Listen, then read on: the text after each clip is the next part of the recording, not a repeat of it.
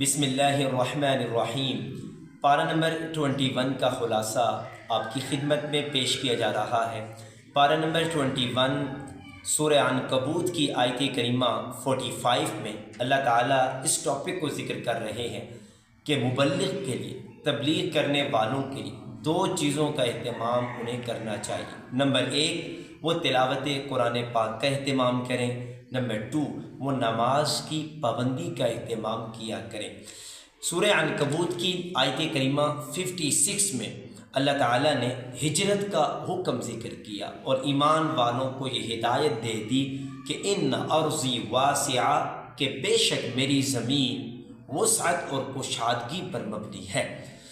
پھر اس کے بعد آیت کریمہ 58 میں اللہ تعالیٰ نے، پھر اس کے بعد آیت کریمہ 60 میں اللہ تعالیٰ نے ہجرت کرنے پر شبہ کا ازالہ ذکر کیا۔ شبہ یہ ہو سکتا ہے کہ ہم ہجرت کر کے جب دوسری جگہ جائیں گے تو یہاں پر تو ہمارا روزگار ہے، تمام تر چیزیں یہاں پر آسانی سہولت کے ساتھ ملتی ہیں، تو دوسری جگہ تو یہ سب کچھ نہیں ہوگا۔ تو اللہ تعالیٰ نے بتا دیا کہ اس شبہ کا ازالہ کر دیا کہ اللہ ہر چیز کو، ہر جانور کو اللہ رزق دینے والا ہے، وہ اللہ ہر ایک کو رزق عطا کرنے والا ہے۔ پھر اس کے بعد آیت کریمہ 65 میں اللہ تعالیٰ نے مشرکین کی مصیبت کے وقت چیخ و پکار کو ذکر کیا کہ مشرک جب مصیبت میں ہوتے تو اس وقت وہ خالصتاً صرف اور صرف اللہ تعالیٰ کو پکارتے ہیں، لیکن جب اللہ انہیں اس مشکل سے، پریشانی سے، آزمائش سے نجات دے دیتا ہے تو یہ مشرک اللہ کی ذات اور اس کی صفات میں شرک کرنے لگ جاتے ہیں۔ سورہ عنکبوت کی آیت کریمہ 69 میں اللہ تعالیٰ نے ایک اور ٹاپک یہ ذکر کیا کہ مشکلات سے ہارنا انسان کو نہیں چاہیے، انسان کو مشکلات سے ہارنا نہیں چاہیے، بلکہ مسلسل کوشش کرتے رہنا چاہیے، محنت کرنی چاہیے، اور ضرور پھر اللہ اپنے بندوں کو، محنت کرنے والوں کو کامیابی کی منزل تک پہنچا دیتے ہیں۔ آیت کریمہ 69 میں ٹاپک موجود ہے۔ پارہ نمبر 21 میں سورہ روم ہے۔ روم یہاں پر ان آیات کریمہ میں سورہ روم ہے، اہل روم کے لیے فتح اور عظیم خوشخبریاں سنائے جانے کا ذکر ہے۔ ان آیات کریمہ کا شان نزول آپ یوں سمجھ لیجئے کہ دنیا میں اس وقت دو سپر پاور آمنے سامنے تھی، ایک طرف روم ہے، دوسری طرف ایران ہے۔ روم کے جو بادشاہ تھا کیسر، روم کے ہر بادشاہ کو کیسر کہا جاتا تھا، اور ایران کے ہر بادشاہ کو کسرا کہا جاتا تھا۔ رومی چونکہ اہل کتاب عیسائی تھے اور ایرانی آتش پرست مجوس تھے، اور ایران مسلسل روم کو شکست دیتا ہوا آگے بڑھ رہا تھا۔ تو اب ادھر مکہ مکرمہ میں بت پرست جو مشرک تھے، مشرکین کی ہمدردیاں ایرانیوں کے ساتھ زیادہ تھی، اور وہاں پر جب وہ کسی شہر کو فتح کرتے تو مکہ کے مشرکین مسلمانوں کو کیوں کہتے، دیکھو ہمارے ایرانی بھائی مسلسل اہل روم کے مقابلے میں فتح حاصل کر رہے ہیں۔ تو یہاں پر ان آیات کریمہ میں اس صورت میں اہل روم کو خوشخبری سنائے جانے کا ذکر ہے کہ یہ صورت اس وقت نازل ہوئی کہ جس میں اس صورت میں دو پیشن گوئیاں کی گئی۔ پہلی یہ پیشن گوئی کی گئی کہ چند سالوں کے بعد، چند سالوں میں ہی اہل روم اہل ایران پر غالب آ جائیں گے، اور دوسری یہ پیشن گوئی کی کہ اللہ تعالیٰ مسلمانوں کی ضرور مدد فرمائیں گے اور مسلمان بھی اس سے خوش ہو جائیں گے۔ اس پیشن گوئی کے پورا ہونے کے اس وقت بظاہر تو امکان کوئی نظر نہیں آ رہا تھا، تو ان آیات کریمہ میں ان دونوں پیشن گوئیوں کا ذکر کیا ہے۔ پھر اس کے بعد سورہ روم کی آیت کریمہ 18 میں ٹاپک نمبر 8 ذکر کیا کہ 5 وقتہ فرائض نماز کا ان آیت کریمہ میں ذکر کیا ہے۔ فسبحان اللہ حین تمسون وحین تصبحون۔ پھر اس کے بعد آیت کریمہ 21 میں اللہ تعالیٰ کی قدرت باری تعالیٰ کی چند نشانیوں کو یہاں پر ذکر کیا جا رہا ہے۔ پھر اس کے بعد آیت کریمہ 61 میں، آیت کریمہ 41 میں ٹاپک نمبر 10 کا ذکر کیا کہ انسان کے جو اعمال ہیں ان کا بڑا اثر ہوتا ہے، انسانیت کے اعمال کا بڑا اثر ہوتا ہے۔ یہ دنیا میں جو فساد نظر آ رہا ہے، جو ظاہر ہوتا ہے، یہ انسانوں ہی کی بدعمالیوں کی وجہ سے ہوتا ہے۔ پھر اس کے بعد پارہ نمبر 21 میں سورہ لقمان ہے۔ حضرت لقمان اللہ تعالیٰ کے نیک، حکیم، دانا شخص گزرے ہیں۔ حضرت لقمان علیہ السلام نے اپنے بیٹوں کو واعظ و نصیحت کی ہے۔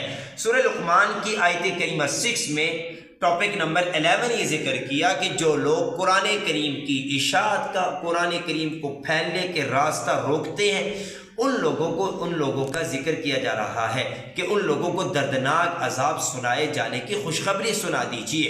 جیسے نبی صلی اللہ علیہ وسلم کے زمانے میں نضر بن حارث ایک مشرک شخص تھا، تجارت کرتا تھا، ادھر ادھر ملکوں میں سفر کرتا، تو پھر وہ اہل مکہ کو آ کر یہ کہتا کہ محمد صلی اللہ علیہ وسلم کے پاس نہیں جانا، قرآن کریم نہیں سننا، پھر ان کو مختلف کاموں میں مشغول رکھتا۔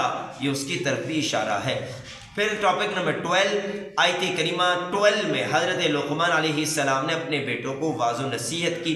وہ نصیحتیں یہاں پر ذکر کی جا رہی ہے۔ اے میرے بیٹو، اللہ کی ذات کے ساتھ شرک نہیں کرنا، والدین کے ساتھ اس سے سلوک کرنا، اور اسی طرح زمین پر اکڑ کر نہیں چلنا، نماز کو قائم کرنا، اچھائیوں کا حکم دینا، برائیوں سے منع کرنا، صبر و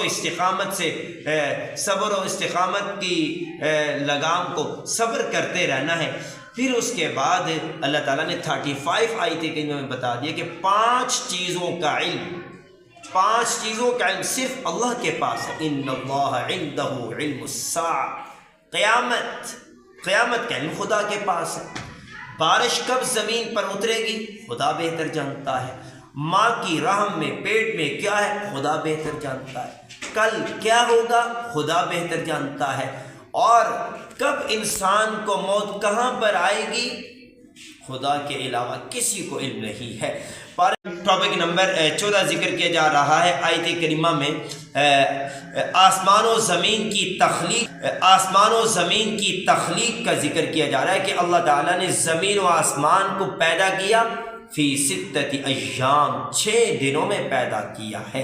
پھر اس کے بعد پارہ نمبر 21 میں سورہ احزاب ہے۔ احزاب حزب کی جمع، حزب کے معنی گروہ ہے۔ جب مدینہ کے تینوں اطراف دشمنوں نے، کافروں نے مدینہ پر حملہ آور ہونے کی کوشش کی تھی، سورہ احزاب کی ابتدائی آیات کریمہ میں 3 غلط باتوں کی تردید ذکر کی ہے۔ زمانہ جاہلیت میں لوگ یوں سمجھتے، نمبر 1، جس شخص کے پاس زیادہ سمجھداری ہوتی ہے، عقل مند ہوتا، لوگ سمجھتے کہ اس کے سینے میں 2 دل ہیں۔ اللہ تعالیٰ نے اس بات کی نفی کر دی کہ کسی انسان کے سینے میں 2 دل نہیں ہے۔ دوسرا، یہ بات مشہور تھی کہ لوگ کوئی شوہر اپنی بیوی کو اپنی ماں کے ساتھ تشبیہ دے دیتا، جس زہار کہا جاتا ہے، اور پھر اس کے بعد اس کو ہمیشہ کے لیے اپنے قریب نہیں آنے دیتا، اسے طلاق جیسا تصور کیا جاتا۔ اور پھر اس کے بعد تیسرا یہ ٹاپک ذکر کیا زمانہ جاہلیت میں کہ لوگ اپنے منہ بولا بیٹے کو حقیقی بیٹے کی طرح سمجھتے تھے۔ اللہ تعالیٰ نے ان تینوں غلط باتوں کی تردید ذکر کی ہے۔ پھر اس کے بعد یہاں پر ٹاپک نمبر 17 ہے آیت کریمہ 6 میں، ٹاپک نمبر 6 میں اللہ تعالیٰ اس ٹاپک کو ذکر کر رہے کہ نبی کریم محمد الرسول اللہ خاتم النبیین صلی اللہ علیہ وسلم کی ذات اقدس، آپ صلی اللہ علیہ وسلم جان سے بھی زیادہ ایمان والوں کے عزیز ہیں۔ ایمان والوں کو اپنی جان دنیا کی تمام تر رشتوں سے بڑھ کر پیارے نبی کریم صلی اللہ علیہ وسلم کی جان سب سے زیادہ عزیز ہے۔ پھر اس کے بعد پیارے نبی صلی اللہ علیہ وسلم کی ازواج مطہرات کا ذکر کیا اس آیت کریمہ میں کہ نبی کریم صلی اللہ علیہ وسلم کی بیویاں ازواج مطہرات اس امت کی ماؤں کی حیثیت اور مقام و مرتبہ رکھتی ہے۔ پھر اس کے بعد غزوہ خندق کا ٹاپک ذکر کیا جسے غزوہ احزاب کہتے ہیں، آیت کریمہ 9 میں ذکر کیا جا رہا ہے۔ پھر اس کے بعد آیت کریمہ 28 میں پیارے نبی کریم محمد الرسول اللہ صلی اللہ علیہ وسلم کی ازواج مطہرات کا ذکر کیا جا رہا ہے۔ یہ آیت کریمہ آیت تخییر کہلاتی ہے۔ جب پیارے نبی صلی اللہ علیہ وسلم کی ازواج مطہرات نے دیکھا کہ اسلام کو شان و شوکت مل گئی، جنگوں میں فتوحات مل گئی، کامیابیاں مل گئی، تو انہوں نے کہا یا رسول اللہ ہمارے لیے کچھ راحت کے سامان ہونے چاہیے۔ پیارے نبی صلی اللہ علیہ وسلم کی ازواج مطہرات نے جب یہ کہا تو یہ ازواج مطہرات کے مقام و مرتبہ کی شان کے لائق نہیں تھا، تو اللہ تعالیٰ نے فوراً جبرائیل امین علیہ السلام کو بھیجا، جاؤ میرے محبوب پیغمبر کو جا کر یہ بتا دو کہ آپ ازواج مطہرات کو یہ بات کہہ دیجئے کہ اگر آپ دنیا اور دنیا کی زینت کو چاہتی ہو تو پھر نبی کو چھوڑنا پڑے گا، لیکن اللہ اس کے رسول کو اختیار کرنا چاہتی ہو پھر دنیا کی زیب و زینت کو چھوڑنا پڑے گا۔ ازواج مطہرات نے اللہ اس کے نبی صلی اللہ علیہ وسلم کو اختیار کیا، دنیاوی راحت و سامان کو قربان کیا ہے۔ پارہ نمبر 21 کا خلاصہ آپ کی خدمت میں پیش کیا ہے۔ اللہ تعالیٰ ان آیات کریمہ کو صحیح طرح سمجھ کر صحیح معنوں میں ہم سب کو عمل پیرا ہونے کی توفیق عطا فرمائے، آمین۔ اللہ حافظ۔